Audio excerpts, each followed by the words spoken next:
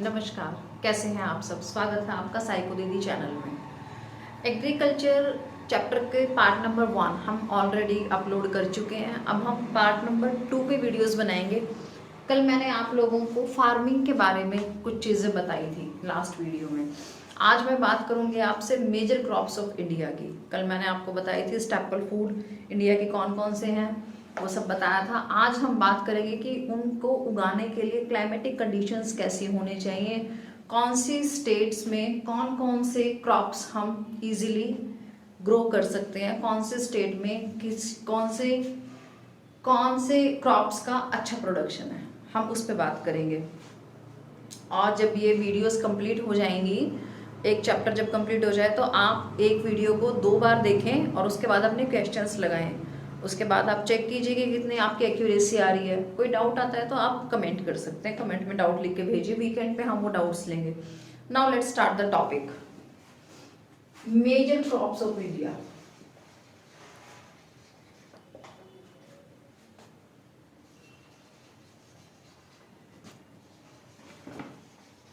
हम सबसे पहले बात करेंगे स्टेपल क्रॉप की, staple food. Let's talk about rice. सबसे पहले ध्यान रखिए, वीडियो तो कोई भी देख सकता है। सबसे पहले आप इस बात का ध्यान रखो कि मैं जो बात कर रही हूँ वो मैं स्पेशली हरियाणा के जो बच्चे हैं उनको सेंटर में रख के बात कर रही हूँ। आपने देखा होगा जिस टाइम पे राइस उगाया जाता है, ये कहा जाता है, घरों में जनरली बात होती है, भाई बारिश अच्छी नहीं होगी तो चावल नहीं हो पाएगा। यानी कि राइस को उगाने के लिए हमें बहुत सारा पानी चाहिए। तो यही से पकड़ लो, ये रबी क्रॉप है कि खरीफ क्रॉप है, पता लग जाएगा आपको। मुझे लगता है कि लास्ट वीडियो देखने के बाद इजीली आप ये बता पाएंगे कि ये रबी क्रॉप है कि खरीफ क्रॉप है। अब राइस के लिए बेसिक छोटी छोटी चीजें क्या चाहिए वो मैं आपको बताती हूँ। हमेशा याद रखें, जब भी राइस से क्वेश्चन आए एक पॉइंट तो आप ये बना दें, it is a staple food of India. मैं बहुत शॉर्ट करके लिखूंगी, पूरा नहीं लिख रही हूँ। Staple food of India. दूसरा आप ये ध्यान रखें कि इसके लिए हमेशा high temperature, high temperature. Third, high humidity.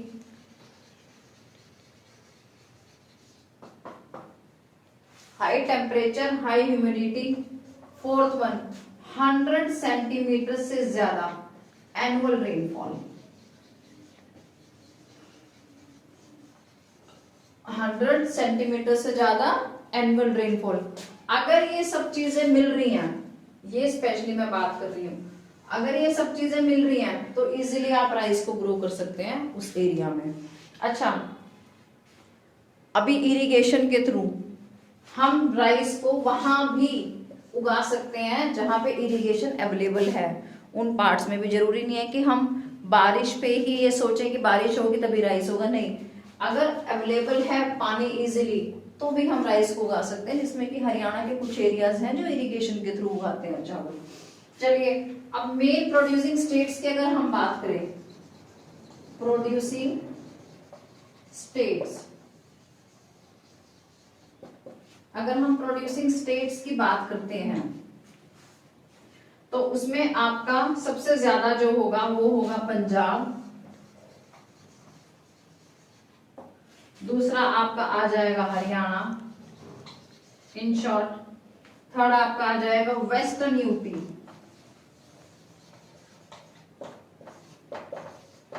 और आगे आपका आता है some parts of Rajasthan.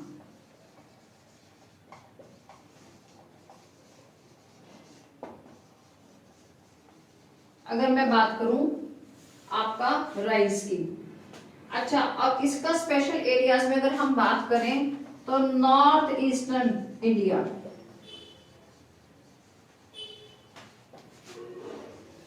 India के कुछ पार्ट्स, देखो ये हमारा हिंदुस्तान है, ध्यान से देखना, यहाँ ये हमारा हिंदुस्तान है।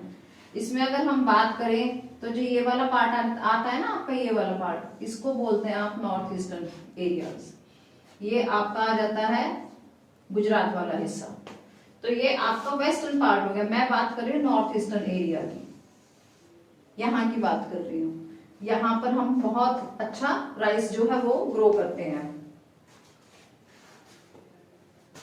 मैं फिर से एक बार राइस आपको रिवाइज करा देती हूँ। अगर राइस आपका शॉर्ट क्वेश्चन में है, राइस आपका लॉन्ग क्वेश्चन में है, आप इतना लिख देते हो, आपके मार्क्स फिक्स हैं। It is a staple food, high temperature इसके लिए चाहिए, हाई ह्यूमिडिटी चाहिए, 100 सेंटीमीटर एनुअल रेनफॉल चाहिए। प्रोड्यूसिंग स्टेट्स में Punjab, Haryana, western UP, parts of Rajasthan, north eastern India. एक चीज और बता दूं, झारखंड, झारखंड भी आएगा इसमें। झारखंड को बाउल ऑफ राइस बोलते हैं इंडिया में। बाउल ऑफ राइस अगर हम बात करें तो वो झारखंड है। पूरी दुनिया में सबसे ज्यादा अगर राइस कहीं पे प्रोड्यूस होता है तो वो है आपका चाइना। सेकंड नंबर पे आता है आपका इंडिया। आई थिंक इतना आप लोगों को क्लियर हो गया होगा। Let me clean the board.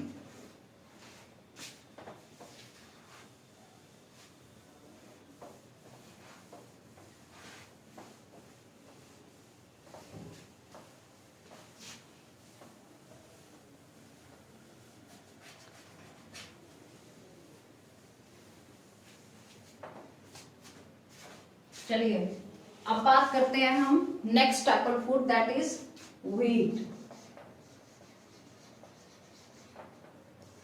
That is wheat.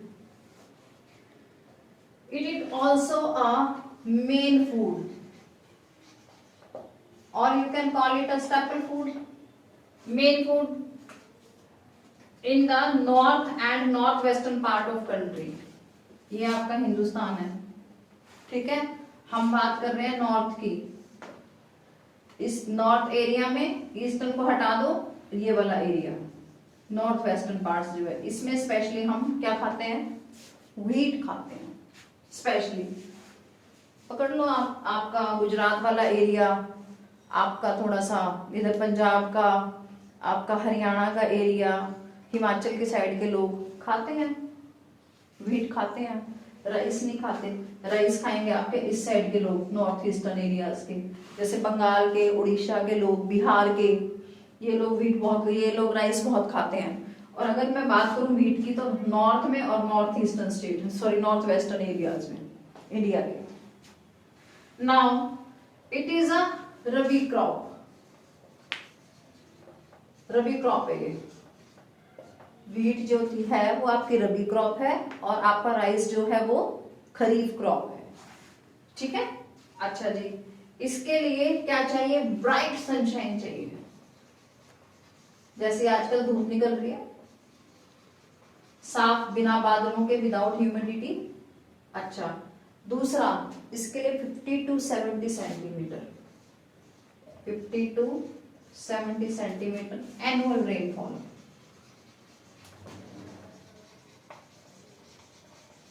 इसके लिए चाहिए 50 to 70 सेंटीमीटर एनुअल रेनफॉल चाहिए। अच्छा, उसके बाद इन्होंने बताया है आपके एनसीईआरटी ने 2 जोन है व्हीट के लिए, 2 ग्रोइंग जोन है, wheat growing zone, wheat growing zone. देखो ये रिवीजन क्लास है, रिवीजन क्लास में ना चीजें उतनी डिटेल में नहीं पढ़ाई जाती, आपको एनसीईआरटी में जो दिया है वो ऊपर ऊपर से बताया जाता है, ना कि मैं बिल्कुल डिग करके आपको बताऊंगी। डिग करके बताने का टाइम नहीं है, ना आपके पास है ना रिवीजन क्लास में टाइम है। हमें जल्दी जल्दी सिर्फ एग्जाम प्रिपेयर करना है। तो let's focus on the facts.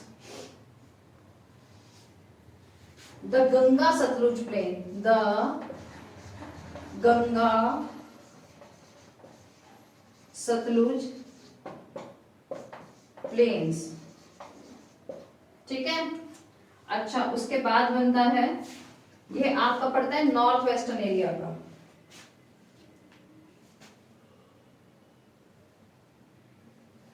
North west, ये जो आपका पड़ता है नॉर्थ वेस्ट में। एक पड़ता है black soil region, black soil region in Deccan.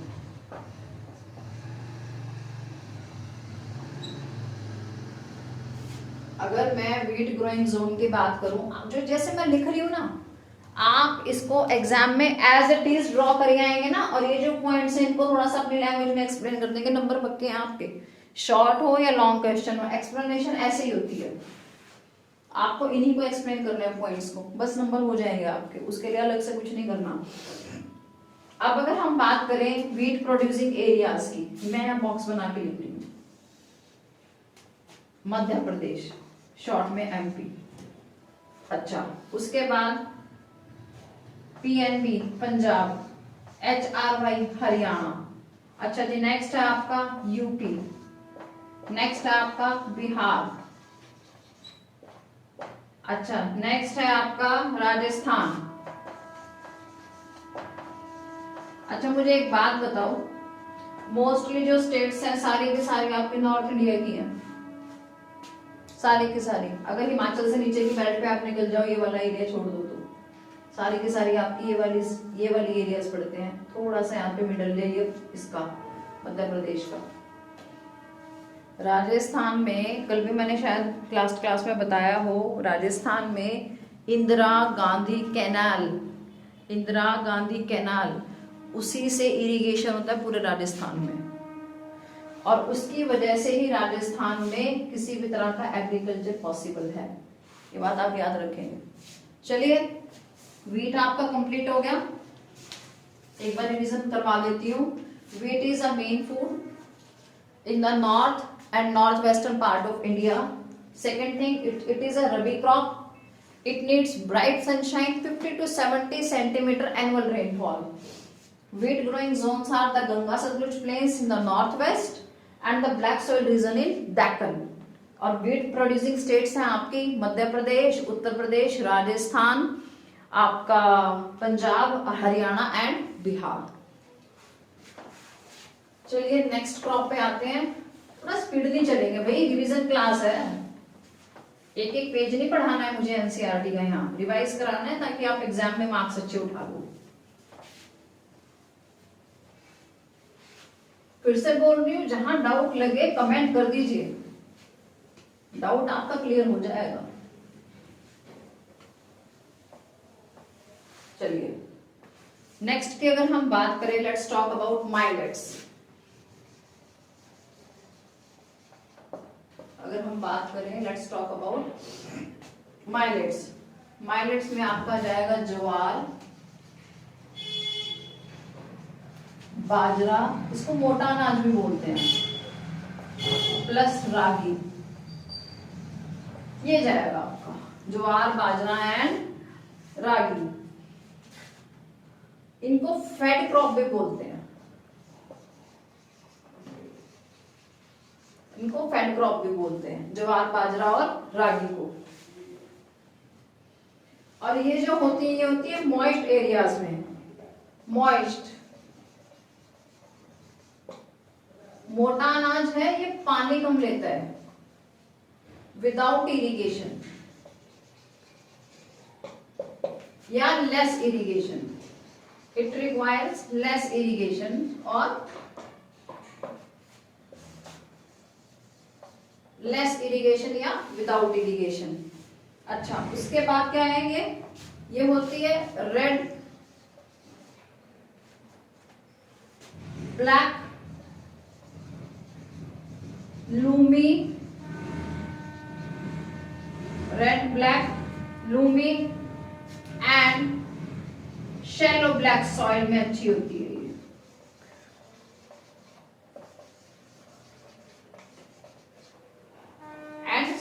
Shallow black soil में ये बहुत अच्छी होती है। और इनके एरियाज क्या हैं, इंपॉर्टेंट, कर्नाटका, कर्नाटका भी आप बहुत ज्यादा पढ़ने वाले हो, याद रखिएगा इस बात को कर्नाटका के बारे में। Karnataka is the largest producer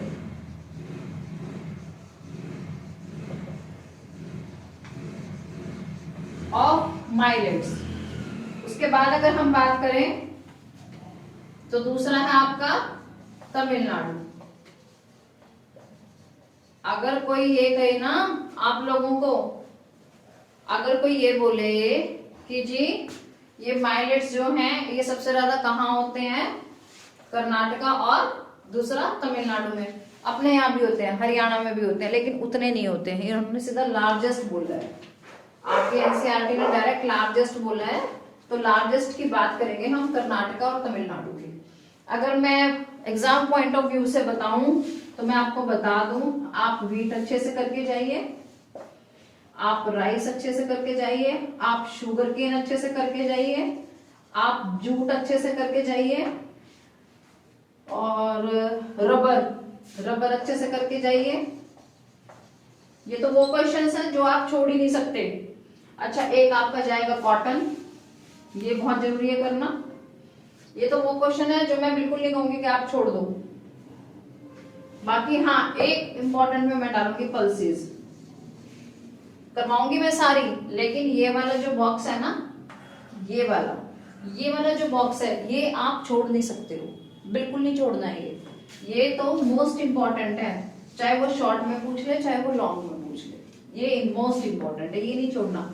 मैंने जितने भी प्रीवियस ईयर देखे हैं ना, इनमें से ही क्वेश्चन उठा के पूछ रखे हैं, चाहे वो लॉन्ग है चाहे वो शॉर्ट। हाँ, एमसीक्यू में अलग अलग कुछ भी पूछ सकते हैं, माइल्स पूछ ले या मेज पूछ ले। एमसीक्यू का मैं नहीं बोलती हूँ, एमसीक्यू में पूछ सकते हैं कि कौन से स्टेट में कौन क्या होता है, मैचिंग में पूछ ले कि आपसे मैच द कॉलम करा लिया, रीजनरेशन में पूछ सकते हैं, तो वो पूछ सकते हैं। लेकिन अगर मैं बात करूं शॉर्ट क्वेश्चन की, 2, 3, 5 नंबर के क्वेश्चन की, तो वो इससे बाहर नहीं पूछेगा, जहां तक मुझे उम्मीद है वो इतने में ही निपटा लेगा इसको एग्जामिनर। चलिए मैं एक बार इसका रिवीजन दे देती हूँ माइलेट्स का। माइलेट्स ज्वार, बाजरा और रागी का मिक्सचर है। They are fed crop, moist areas में इजिली ग्रो करती हैं। इनके लिए या तो बिल्कुल इरिगेशन नहीं चाहिए या ना के बराबर इरिगेशन चाहिए। Red, black, loamy and shallow black soil इनके लिए बहुत बहुत बेनिफिशियल है। Karnataka is the largest producer of millets and Tamil Nadu is the second one.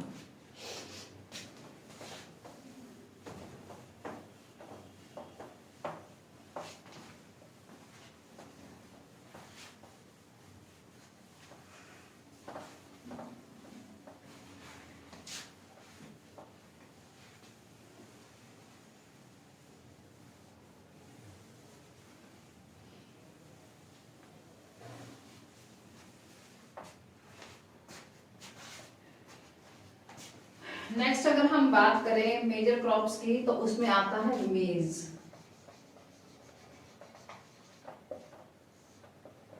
उसकी हम बात करते हैं मेज की। This is a food crop which is use as food and as fodder.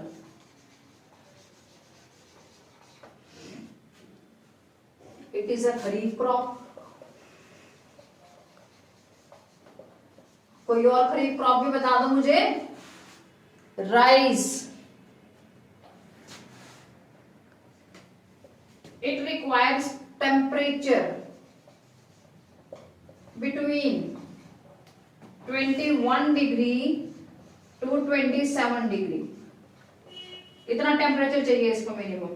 And it grows well in old alluvial soil.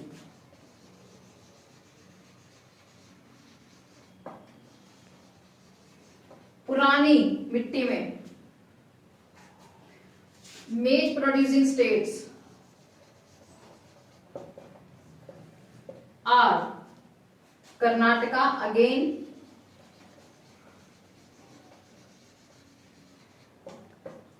Next है आपका UP, next is Bihar, then Andhra Pradesh, फिर हम बात करते हैं मध्य प्रदेश। मेज में फिर से रिपीट कर देती हूं, food and as a fodder, it can be use as food as the fodder. It is a kharif crop. Temperature between 21 degree centigrade to 27 degree centigrade it requires. It is well grown in old alluvial soil. States are Karnataka. Karnataka millets में भी था, लेकिन wheat और rice में कर्नाटका नहीं था, इस बात का आप ध्यान रखेंगे। स्टेट्स जो कि मेज के लिए मेज प्रोड्यूसिंग स्टेट है, Karnataka, UP, Bihar, Andhra Pradesh and Madhya Pradesh. I hope आपको ये क्लियर हो गया होगा। मेज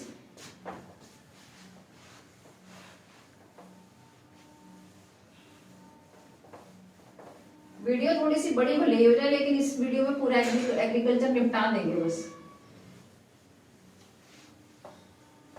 इसके बाद एग्रीकल्चर खत्म हो जाएगा, नया टॉपिक उठा लेंगे। अब बात करते हैं पल्सेस की।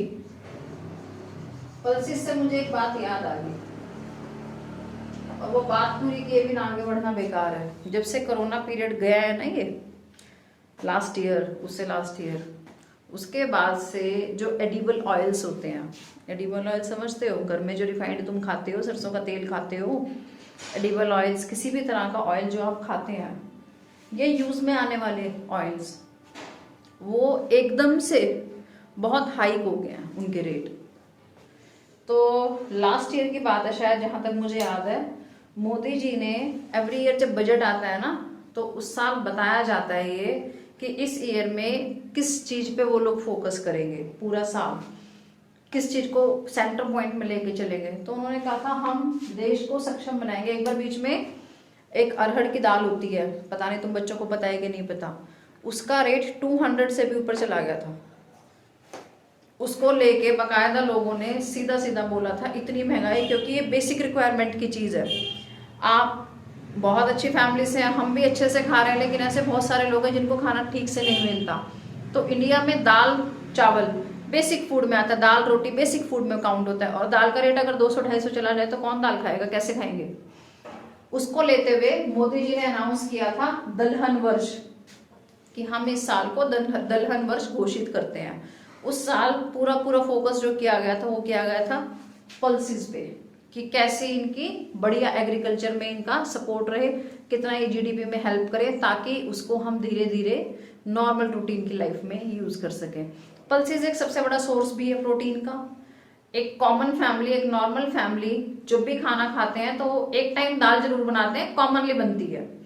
तो पल्सेस के बारे में हम डिटेल में पढ़ेंगे अभी यहीं पे, जो आपकी एनसीईआरटी बता रही है, इसलिए मैंने बॉक्स में आपको लिख के दिया था, पल्सेस भी इंपॉर्टेंट रहेंगे। चलिए, India is the largest producer as well as the consumer. हम सबसे ज्यादा दाल उगाते हैं और सबसे ज्यादा हम ही दाल खा जाते हैं। मैंने बताया ना, इंडिया की पॉपुलेशन में प्रोटीन अगर कहीं से डायरेक्ट मिलता है, क्योंकि यहाँ पर अभी भी बहुत सारे लोग जो हैं वो वेजिटेरियन है। वेजिटेरियंस को कहाँ से मिलेगा, वेजिटेरियंस को सिर्फ पल्सेस से मिलेगा, और तो कोई कुछ खाता नहीं है। जो नॉनवेज खाते हैं उनको नॉनवेज से मिल जाता है प्रोटीन, नहीं तो हमारे पास तो एक ही सोर्स है, पल्सेस।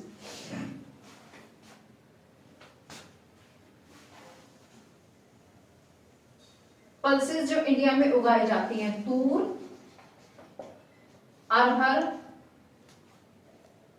सॉरी तूर के बाद आएगी आपकी उड़द, जिसका डोसा बनता है आप लोगों का, और तूर की दाल से सांभर बनता है। मूंग, बीमारों वाली दाल जिसको बोलते हैं बच्चे। अच्छा, मसर, ये अच्छी दाल होती है।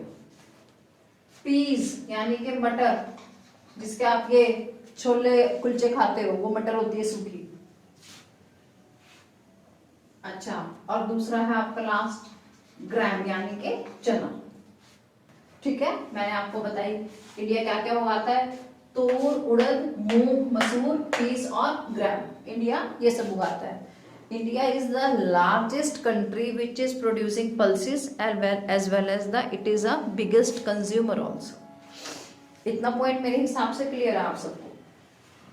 अच्छा जी, actually pulses need less moisture, थोड़ा सूखा सूखा एरिया चाहिए, लेस मॉइस्चर चाहिए इसे। अच्छा, उसके बाद या बिल्कुल ही ड्राई कंडीशंस हो, तो कहाँ पे मिलेंगी ये? अरे अपने आप दिमाग लगा लो, राजस्थान की साइड, ड्राई कंडीशंस। ठीक है, चलो जी,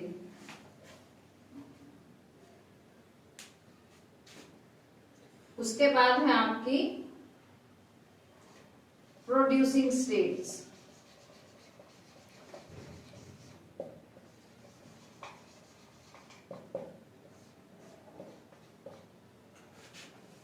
मध्य प्रदेश, उत्तर प्रदेश,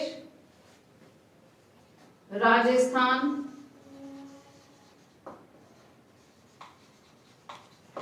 और उसके बाद आता है आपका राजस्थान के बाद महाराष्ट्र,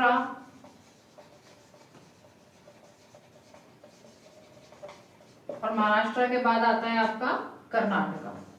फिर आ गया आपका भाई कर्नाटक, जो नाटक करता है वो कर्नाटक। देखो पल्सेस, तूर, उड़द, मूंग, मसूर, पीस, ग्राम। ड्राई कंडीशंस या लेस मॉइस्चर, ना के बराबर मॉइस्चर हो, सूखा रहता हो। तो सबसे बड़ा सूखा कहां पे है आपका, समझ जाओ। प्रोड्यूसिंग स्टेट मध्य प्रदेश, कटीली झाड़ियां हैं, दबा के बहुत झाड़ियां हैं यहाँ। यूपी, राजस्थान, महाराष्ट्र और कर्नाटक। मुझे लगता है इतना याद हो गया होगा आपको। अब हम करेंगे नॉन फूड क्रॉप्स। जो हम करेंगे वो करेंगे non food crops. Chapter about to over है, लगभग पूरा होने को है। छोटे छोटे टॉपिक हैं जो आगे जो बचे हुए हैं, अभी करवा देंगे उसको कंप्लीट और हो जाएगा बस। मैं साइड पे लिख देती हूँ नॉन फूड क्रॉप्स में मैं क्या क्या कराऊंगी।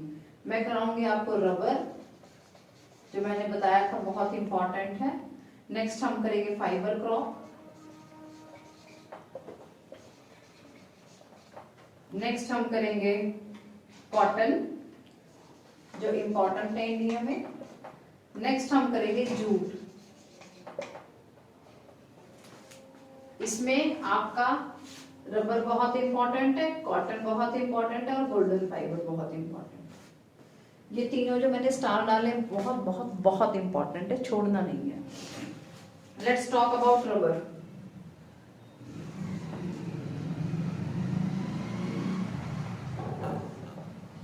अगर हम रबर की बात करें, it is a equatorial crop. Equatorial crop rubberism, but under special conditions it is also grown in subtropical areas, tropical and subtropical, tropical and subtropical areas it can be grown। Equatorial crop है, लेकिन कुछ conditions होती हैं, अगर वो हो तो tropical और सब ट्रॉपिकल एरियाज में भी इसको ग्रो कर सकते हैं। इसको क्या चाहिए, मॉइस्चर चाहिए इसको, एंड ह्यूमिड क्लाइमेट। तो एक बात बताओ, जहां पे ह्यूमिड क्लाइमेट आ गया तो इसका मतलब वहां पे बारिश होगी बढ़िया वाली। जब हमारे यहाँ बारिश होती है, गर्मी बहुत लगती है, हमें बारिश होने के बाद हम कहते हैं ह्यूमिडिटी बढ़ती जा रही है, तो इसको एनुअल रेनफॉल कितनी चाहिए, 200 सेंटीमीटर एनुअल रेनफॉल। किसको चाहिए, रबड़ को 200 सेंटीमीटर एनुअल रेनफॉल चाहिए रबड़ को। अच्छा जी, और टेम्परेचर कितना होना चाहिए, 25 डिग्री से ज्यादा। जब बारिश हो रही है, सोचो बारिश हो रही है तो टेम्परेचर 50 डिग्री नहीं जाएगा। टेम्परेचर में ह्यूमिडिटी होगी, वहां के क्लाइमेट में ह्यूमिडिटी होगी, लेकिन जो टेम्परेचर है वो आपका कम होगा। ठीक है, चलो जी। अच्छा, और जो आपका रबड़ है ये कहाँ कहाँ पे होता है, स्टेट्स की अगर मैं बात करूं तो अभी आपका भाई आएगा फिर से, जो नाटक करता है, केरला, तमिलनाडु, और आपका नाटक वाला भाई कर्नाटका, और आपका अंडमान निकोबार,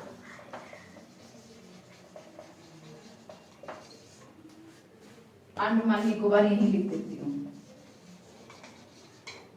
अच्छा जी, फिर आपका आएगा गारो हिल्स इन मेघालय।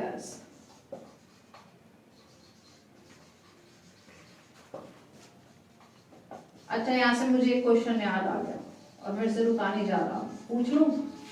चलो जी, मुझे एक बात बताओ, पूरी दुनिया में सबसे ज्यादा बारिश कहाँ होती है? मौसिनराम में। मौसिनराम कहाँ है? मेघालय में। पूरी दुनिया में सेकंड नंबर की बारिश कहाँ होती है? ये भी आपकी मेघालय में होती है, लेकिन चेरापूंजी में होती है। Number 1 Mawsynram, second Cherrapunji. चलो ये तो छोटे छोटे फैक्ट है, सबको पता होंगे। बात करते हैं फिर से रबड़ की, एक क्विक रिवीजन लेते हैं, फिर फाइबर क्रॉप पे आ जाएंगे। Rubber equatorial crop, tropical and सब ट्रॉपिकल एरियाज में इसको इजीली ग्रो किया जा सकता है। इसके लिए मॉइस्ट एंड ह्यूमिड क्लाइमेट चाहिए, 200 सेंटीमीटर की एनुअल रेनफॉल चाहिए। भैया ह्यूमिड क्लाइमेट अगर मांग लिया और मॉइस्ट मांग लिया तो समझ जाओ बारिश बढ़िया है। 100 सेंटीमीटर बारिश चाहिए थी चावल के लिए और 200 चाहिए रबड़ के लिए एनुअल रेनफॉल। 25 डिग्री तक का टेम्परेचर चाहिए। और एरियाज की अगर मैं बात करूं तो सबसे पहले आपका भाई जो नाटक करता है उसका नाम कर्नाटक, दूसरा केरला, तमिलनाडु, ये दोनों भाई हैं, आपको पता ही है ये दोनों भाई हैं। अंडमान निकोबार आपका गारो हिल्स एंड मेघालय में। मुझे लगता है ये आपको क्लियर हो गया होगा। अब हम नेक्स्ट करेंगे फाइबर क्रॉप्स। वो इंपॉर्टेंट नहीं है, मैं थोड़ा थोड़ा फाइबर क्रॉप के बारे में बता दूंगी ताकि कोई क्वेश्चन आ जाए तो आप लोग थोड़ा सा एलिमिनेट तो कर ले कम से कम, वो इतना इंपॉर्टेंट है भी नहीं।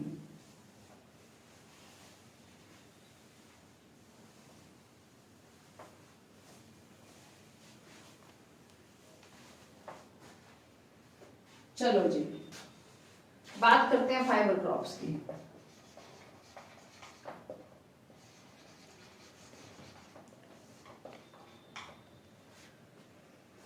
फाइबर क्रॉप में अगर हम बात करें तो cotton, jute, cotton, jute, hemp and natural silk. Natural silk कैसे बनता है? कोकून से बनता है, सिल्क वॉर्म, कोकून। और ये जो पहली तितली है ना 1 2 3, ये तीनों की तीनों जो हैं मिट्टी से उगाई जाती हैं, मतलब यानी कि इनको हम उगाते हैं, इनको हम उगाते हैं। और ये हम सिल्क वॉर्म से लेते हैं, आप सबको पता है ये, इसको हम सिल्क वॉर्म से लेते हैं। अच्छा इसको बोलते हैं, ये क्वेश्चन आ सकता है कि सिल्क लेने को क्या बोलते हैं, सिल्क का एक तरह से प्रोडक्शन करने को क्या बोलते हैं? इसको बोलते हैं सेरीकल्चर। क्या बोलते हैं? सेरीकल्चर। ये क्वेश्चन आपका एमसीक्यू में पूछा जा सकता है, ये पूछा जा सकता है आपका कि सिल्क प्रोड्यूस करने को या सिल्क का किसी भी तरह से प्रोडक्शन करने को क्या बोलते हैं? इसको बोलते हैं सेरीकल्चर, वो इसको बोलेंगे सेरीकल्चर। चलो फाइबर क्रॉप हो गया। अब मैं बात करती हूँ कॉटन की। बहुत सुंदर लगते हैं कॉटन लगा हुआ, किसी खेत में देखो तो लगेगा बर्फ गिरी हुई है। Actually it grows well in dryer parts, सूखे एरियाज में।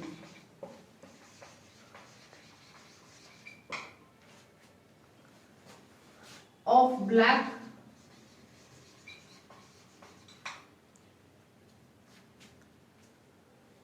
soil of Deccan Plateau.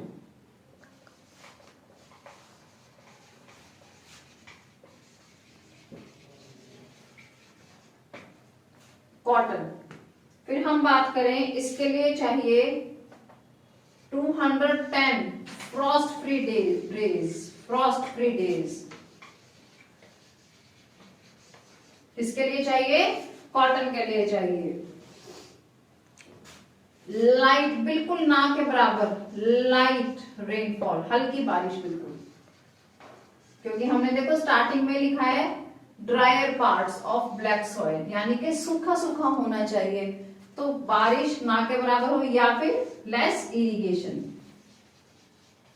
ऐसा नहीं है कि बिल्कुल ही पानी नहीं चाहिए, कम चाहिए क्योंकि ड्रायर में। और 210 दिन 210 फ्रॉस्ट फ्री डेज चाहिए इसको। कॉटन को इंपॉर्टेंट है, कॉटन याद रखिएगा, इंपॉर्टेंट है cotton. It is a kharif crop, cotton is a kharif crop. फिर अगर हम बात करते हैं तो इसके लिए लगभग 6 से 8 महीने लगते हैं इसको मैच्योर होने में, 6 to 8 months कॉटन को मैच्योर होने में। ये इसका अगर एक्चुअली देखा जाए यही है। मैं स्टेट्स की अगर बात करूं तो स्टेट्स में आपको बता देती हूँ। मध्य प्रदेश, फिर आ जाएगा आपका कर्नाटका, फिर से नाटक, कर्नाटका, फिर आ जाएगा आपका आंध्रा, फिर मैं बात करती हूँ आपसे तमिलनाडु, फिर आएगा आपका पीएनबी और आपका एचआरवाई। मेरे साथ रिपीट करेंगे, रिवाइज करेंगे। Cotton, drier parts of black soil of Deccan plateau, 210 frost free days चाहिए, लाइट रेनफॉल या बिल्कुल हल्की इरिगेशन चाहिए। It is a kharif crop and it takes 6 to 8 months पूरी तरह से पकने के लिए। स्टेट्स हैं इसकी मध्य प्रदेश, कर्नाटका, आंध्र प्रदेश, तमिलनाडु, पंजाब और हरियाणा। कॉटन इंपॉर्टेंट रहेगा, कॉटन अच्छे से करके जाएं और रबर भी अच्छे से करके जाएं।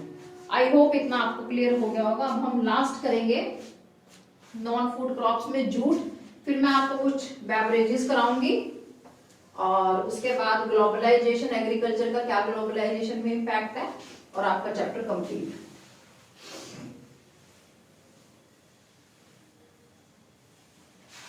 कल 8:30 बजे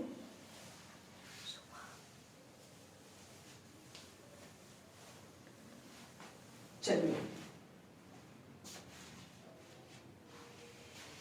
let's talk about jute. Jute is also known as golden fibre.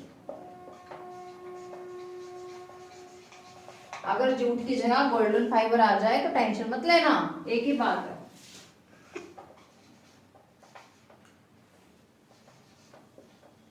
Golden fibre, jute grows well on well drained fertile soil, well drained fertile soil.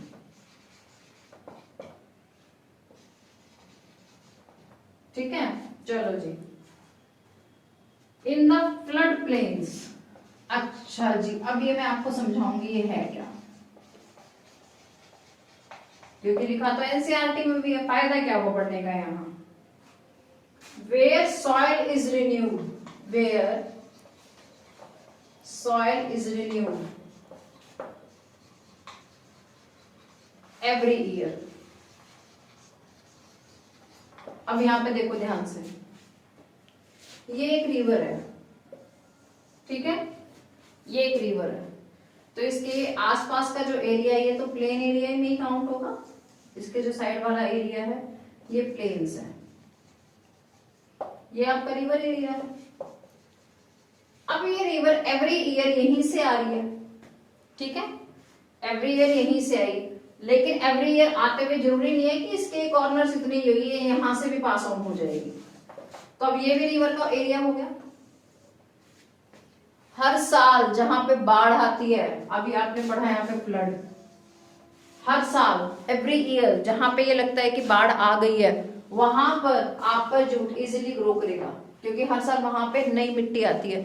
जब आप सॉइल का चैप्टर पढ़ते हैं या 9th क्लास में आप डिवीजन पढ़ते हैं पूरे इंडिया का, 9th क्लास का 2nd चैप्टर है, तो उसमें आप एक चीज देखते हैं कि जितनी भी फ्रेश वाटर रिवर्स हैं, फ्रेश वाटर रिवर्स हैं, वो किसी ना किसी एरिया से जाती हैं, किसी ना किसी एरिया से जाती हैं। जब वो किसी एरिया से जाती है तो डेफिनेटली प्लेन एरिया से जाती है। वो प्लेन एरिया में जाते हुए जो अपने साथ सिल्ट लेके आई हैं, जो अपने साथ यहाँ पे सिल्ट लेके आई हैं, या अपने साथ और भी कुछ जो वो साथ में लेके आती हैं, वो सब प्लेन एरिया पे छोड़ती हुई चली जाती हैं। तो ये वाली जो रिवर है प्लेन एरिया पे छोड़ते हुए निकल गई ना यहाँ से, तो ये मिट्टी हर साल नई हो जाती है। यहाँ पर इसको बोलेंगे well drained fertile soil in flood plains where soil is renewed every year. मुझे लगता है ये पॉइंट आपका क्लियर हो गया यहाँ।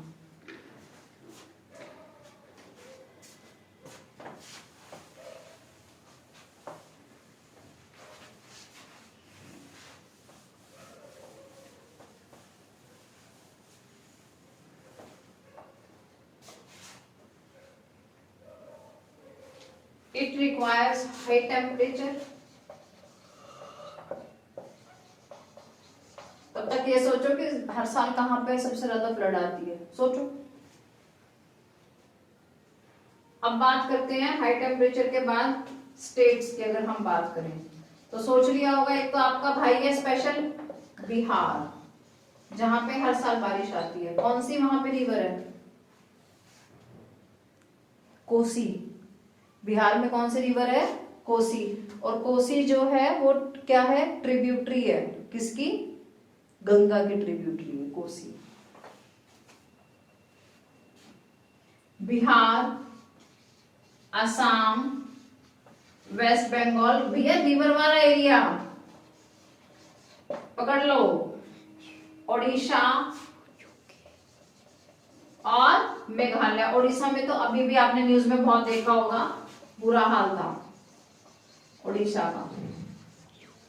मेघालय। हम फिर से बात करते हैं, jute is also known as golden fibre. It is well drained fertile soil in floodplains where soil is renewed every year. It requires high temperature and the major producing states are Bihar, Assam, West Bengal, Odisha and Meghalaya. Most important है, छोड़ मत देना इसे। अब मैं अगली जो crop की बात करूंगी वो हम बात करेंगे food crops other than grains, और उसमें सबसे इंपॉर्टेंट रहेंगी आपकी sugar cane, tea and coffee.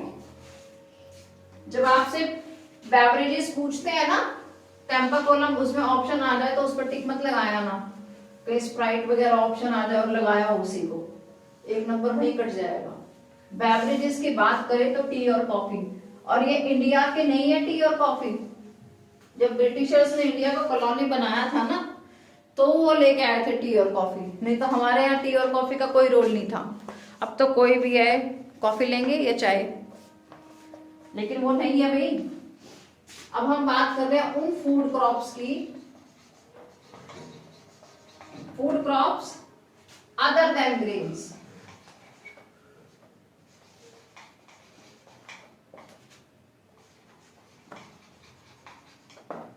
Food crops other than grains. इसमें सबसे पहले मैं बात करूंगी शुगर केन की, मोस्ट इंपॉर्टेंट रहेगा आपका शुगर केन। फिर मैं बात करूंगी आपसे बेवरेजेस में टी एंड कॉफी। आप शायद ये जान के हैरान हो जाएंगे, अरेबिका कॉफी, कॉफी की एक वैरायटी है अरेबिका, जो कि इंडिया में होती है, कर्नाटका में, और पूरी दुनिया की बेस्ट कॉफी है वो। कौन सी? अरेबिका। जब मैं कॉफी पढ़ाऊंगी तो definitely I clear all this. चलिए, sugar cane is a tropical and subtropical. हम बात कर रहे हैं शुगर केन की, हेडिंग डाली है मैंने sugar cane. It is well grown in tropical and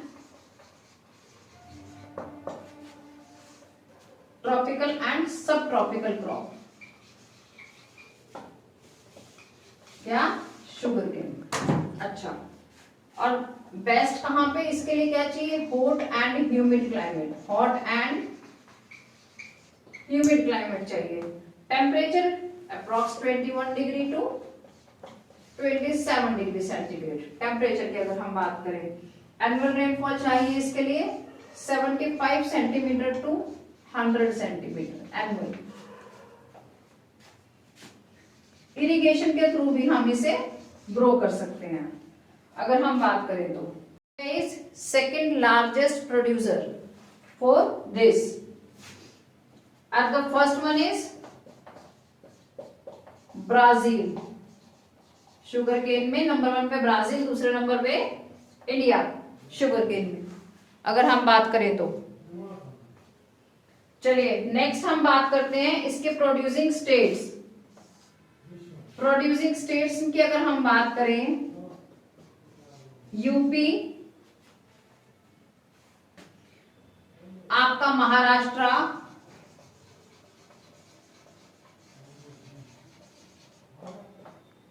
Karnataka,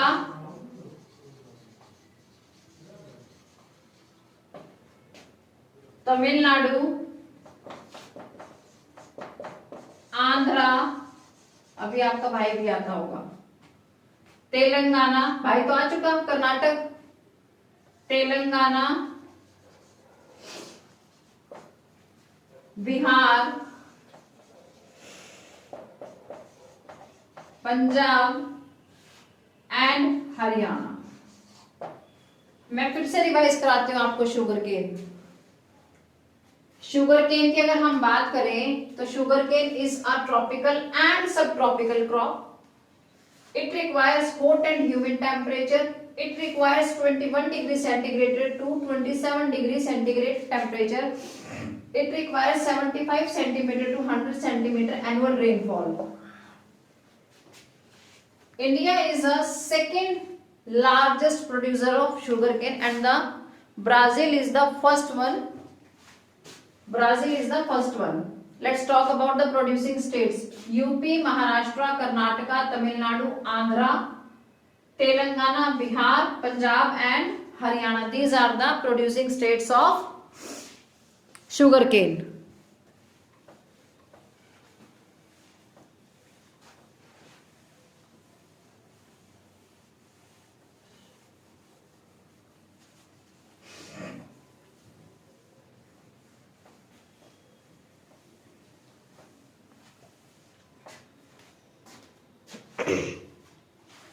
Next is tea. Tea and coffee are beverages.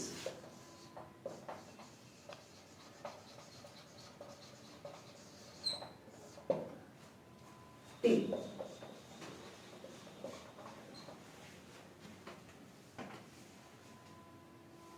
It is an example of plantation.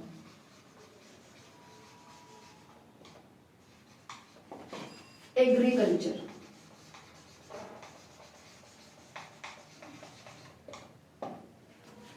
Example of plantation agriculture. It was introduced by Britishers. जैसे कि मैंने पहले बताया, ये India का crop नहीं है, Britishers इसे लेके आए थे. It is well grown in tropical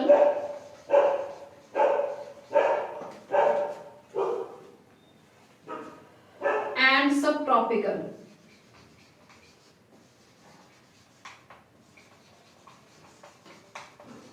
Tropical and subtropical climate.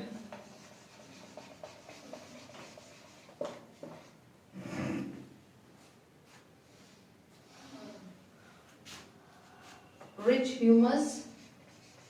It requires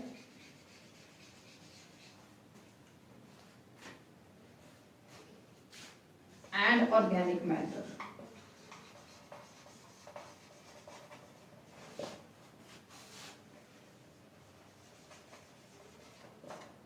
It requires tropical and subtropical climate, rich humus and organic matter. Frequently showers evenly distributed. Frequently shower यानी कि हल्की सी बारिश, हल्की हल्की बारिश, ये नहीं कि खेत भर जाए, हल्की हल्की बारिश बोला इन्होंने. Actually it is a labor intensive industry. Labor intensive industry. अच्छा, इसका एक एग्जाम्पल देती हूँ, सुनना मेरी बात. बोर हो रहे होंगे ना, नींद आने लगी होगी, इसलिए बता रही हूँ. Labour intensive industry. पुरानी फिल्मों में देखा है, वो सिर के ऊपर एक टोकरी से टांग के और यूँ डुक डुक डुक डुक करती हुई वो पत्ती एक एक तोड़ती है, ऐसे डालती है. यानी कि कोई मशीन नहीं है जो कि टी की पत्तियों को एक बार में काट ले. तो इसमें लेबर बहुत लगती है, तो इसके लिए सस्ती और अच्छी स्किल्ड लेबर चाहिए टी इंडस्ट्री के लिए. उसको बोलेंगे हम वर्ड यूज करेंगे चीप एंड स्किल्ड लेबर. अगर हम बात करें चीप एंड स्किल्ड लेबर. अगर मैं स्टेट्स की बात करूं, प्रोड्यूसिंग स्टेट्स की बात करूं टी के मामले में, तो आप जानते हैं असम तो है ही, hills of Darjeeling,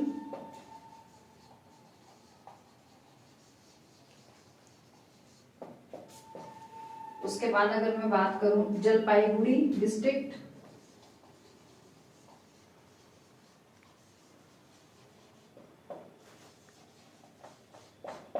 Jalpaiguri district. उसके बाद हम बात करते हैं वेस्ट बंगाल, तमिलनाडु। अच्छा, फिर उसके बाद बात करेंगे हम केरला। ये सब जो है, ये स्टेट्स जो है वो आपका टी प्रोड्यूसिंग स्टेट्स हैं।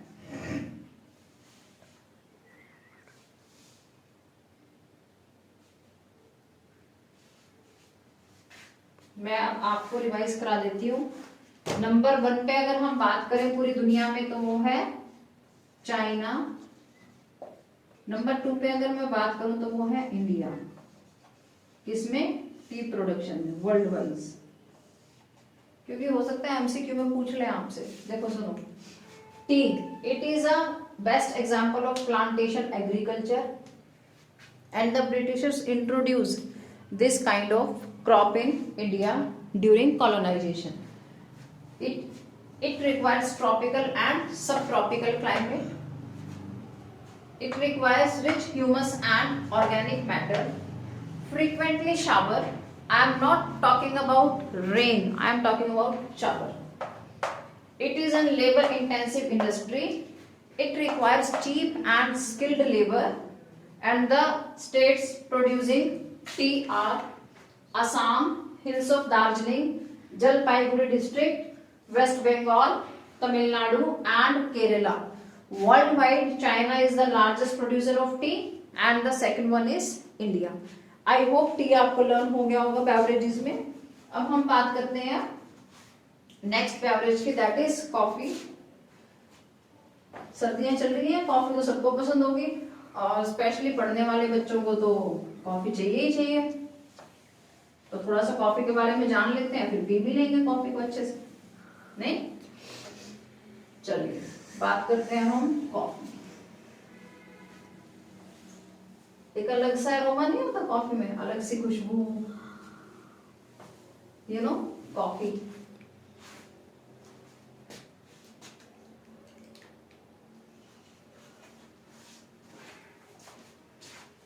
Let's talk about coffee now.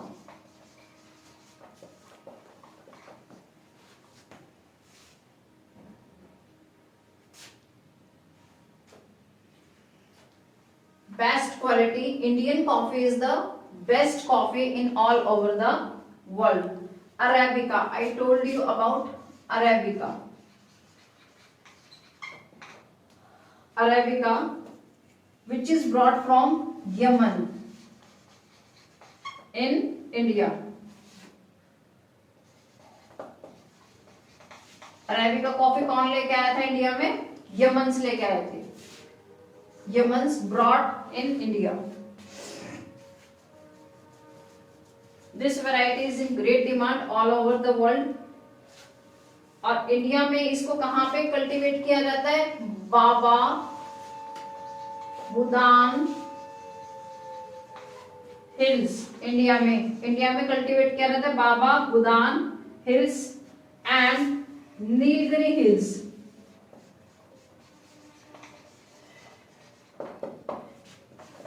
Nilgiri hills in नाटक, यू नो, कर्नाटका, शॉर्ट में लिख दिया मैंने, कर्नाटका, केरला एंड तमिलनाडु। यहाँ पे इनको उगाया जाता है, किसको? अरेबिका कॉफी को। कुछ नहीं है इसमें एक्स्ट्रा समझाने को। हॉर्टिकल्चर, हॉर्टिकल्चर जो है इसका मतलब होता है फ्रूट्स और वेजिटेबल्स को ग्रो करना, फ्रूट्स एंड वेजिटेबल्स। अगर इसमें भी हम देखें तो पूरी दुनिया में हम सेकंड नंबर पे आते हैं। नंबर 1 पे आता है आपका चाइना हॉर्टिकल्चर में, और सेकंड नंबर पे आता है आपका इंडिया हॉर्टिकल्चर की अगर मैं बात करूं तो। क्लियर है इतना? अब आपके आगे एक टॉपिक आएगा, impact of globalisation on agriculture. Last but not the least and important, कुछ मैंने 3-4 लाइन जो हैं वो डायरेक्ट एनसीईआरटी से उठाई हैं इस टॉपिक में, जो मैं अब नेक्स्ट टॉपिक कराऊंगी उसी में से पढ़ के एक्सप्लेन करूंगी। उसमें कुछ समझाने का नहीं है एक्चुअली ना, वो सिर्फ इसलिए है कि अगर वैसा कोई क्वेश्चन पूछ ले, अलबत्ता तो आएगा नहीं वैसा क्वेश्चन, लेकिन फिर भी अगर आ जाए तो दिमाग में इमेज होनी चाहिए, पता होना चाहिए कि इसमें हमें लिखना क्या है, फिर आप लोग इजीली लिख लेंगे। ठीक है, आपका टॉपिक है impact of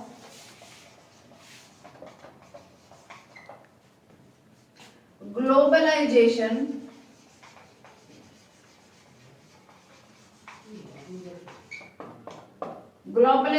on agriculture.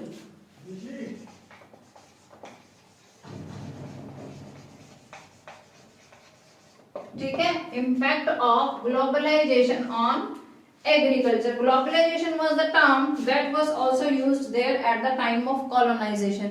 Actually globalisation कोई नई टर्म नहीं है, जब अलग अलग कंट्रीज को दूसरी कंट्रीज कॉलोनी बना रही थी, वहीं से एक कॉन्सेप्ट आ गया था ग्लोबलाइजेशन का। ठीक है, तो ये कोई नया कॉन्सेप्ट नहीं है कि ग्लोबलाइजेशन के नाम पे झंडे अभी लहरा रहे हैं ना, ये पुराना कॉन्सेप्ट है। During the British period cotton belts of Asia, actually industrialisation, जब मैं आपको हिस्ट्री पढ़ाऊंगी ना, making of a global world, तो वहां से इंडस्ट्रीज कैसे बनी, पहली इंडस्ट्री कहाँ बनी, क्या क्या हुआ, वहां से आप रिलेट कर पाओगे। अभी मैं नेशनलिज्म इन इंडिया से एक छोटा सा टॉपिक रिलेट करती हूँ कि 1917 का जो 1917 वाला जो सत्याग्रह है आपका, वो क्यों हुआ था। वो जो सत्याग्रह हुआ था वो इसी वजह से हुआ था, कॉटन इंडस्ट्रीज की वजह से। अहमदाबाद मिल वर्कर याद आ गया शायद आप लोगों को, अगर आपने पढ़ा है तो डेफिनेटली आपको याद आ गया होगा। वो जो सत्याग्रह हुआ था अहमदाबाद मिल वर्कर्स ने किया था। ठीक है, किस लिए, क्योंकि वहां पे कॉटन इंडस्ट्रीज थी, ब्रिटिशर्स ने कॉटन इंडस्ट्रीज लगाई थी। उन कॉटन इंडस्ट्रीज के लिए ही सारा का सारा ये जो कॉलोनीज बना, जो भी तामझाम हुआ वो सब हुआ। जब मैं नेशनलिज्म इन इंडिया पढ़ाऊंगी तो हम डिटेल में पढ़ेंगे ये सब कुछ। अच्छा, आगे है आपका एग्रीकल्चर को सक्सेसफुल और प्रॉफिटेबल बनाने के लिए अलग अलग टाइम पे अलग अलग चीजें की गई। तो ये ग्लोबलाइजेशन का सीधा सीधा इम्पैक्ट आया, स्पेशली कॉटन इंडस्ट्रीज, स्पेशली। ठीक है, अच्छा अब बात करते हैं, एक वर्ड आएगा आपका gene revolution. Genetic engineering is recognised as a powerful supplement in inventing new hybrid varieties of seeds. भैया HYV सीड्स किसने नहीं पढ़े, 9th क्लास में सबने पढ़े हैं। मैं अगर बात करूं HYV, कल भी मैंने बताया था, जो आपका ग्रीन रिवॉल्यूशन आया था ना, वो इसी पे बेस्ड है पूरी तरह से, HYV सीड्स पे। एग्रीकल्चर का चैप्टर पढ़ा है HYV seeds, high yield variety seeds. अलग अलग तरह के सीड्स को एक दूसरे से मेट कराते हैं अलग अलग तरीके से, और एक जो नया सीड बनता है, जो एक नया सीड बनता है वो अलग वैरायटी का होता है, उसको वो सारी की सारी इंजीनियरिंग जो है वो जेनेटिक इंजीनियरिंग है। अब मेरी बात ध्यान से सुनो, ये टॉपिक यहाँ पे कंप्लीट हो गया। वीडियो थोड़ी सी बड़ी होगी, कोई बात नहीं, आप देख लेना, डेफिनेटली आपको इससे बहुत बहुत बहुत हेल्प मिलेगी। आई एम श्योर के हेल्प मिलेगी। इसमें कुछ ऐसा नहीं है जो बचा है चैप्टर में, और जो बचा है ना वो छोड़ देना। तुमने इस टाइम तैयारी करनी है फाइनल्स की, 1 महीना रह गया एग्जाम को। ठीक है, इसको वीडियो को 2 बार देखना, 1 बार नहीं देखना है, 2 बार देख के और अपनी NCERT रीड कर लेना, और कुछ पढ़ने की जरूरत नहीं पड़ेगी। फिर अपने क्वेश्चंस लगा लेना, हो जाएंगे, पक्का हो जाएंगे, ट्रस्ट में। किसी को कोई भी डाउट आए, कहीं पे भी डाउट आ रहा है, वीडियो में कुछ कमी लग रही है, कोई सजेशन आप देना चाहते हो, तो आप डायरेक्टली मुझे कमेंट कर देना। वीडियोस डेली मिलेंगी। अभी मैं सोच रही हूँ कि वीकली, जब यानी कि सैटरडे संडे या वीकेंड पे, मैं आपको 15-20 क्वेश्चंस ऐसे वर्बली करा दूँ जो चैप्टर में पढ़ा रही हूँ। अभी मैं सोच रही हूँ, देखते हैं, पहले आपके कुछ चैप्टर्स होने लग जाएं, 4-5 चैप्टर करा दूँ, एक टॉपिक कंप्लीट हो जाए, फिर क्वेश्चंस करेंगे, MCQ करेंगे, ताबड़तोड़ MCQ करेंगे, बहुत टाइम है। लेकिन उससे पहले चैप्टर कंप्लीट करो। आज चैप्टर कंप्लीट हो गया है, आज के आज निपटा दो इसे। ठीक है, नमस्कार। साइको दीदी चैनल को सब्सक्राइब और लाइक करने की आपकी अपनी इच्छा है, हार्दिक इच्छा है। करना चाहते हैं करें, नहीं करना चाहते नहीं करें। मैं उसके लिए बिल्कुल भी नहीं कहूँगी कि आप करें, लेकिन मैं ये जरूर कहूँगी वीडियो जरूर देखना, आपको हेल्प मिलेगी। धन्यवाद।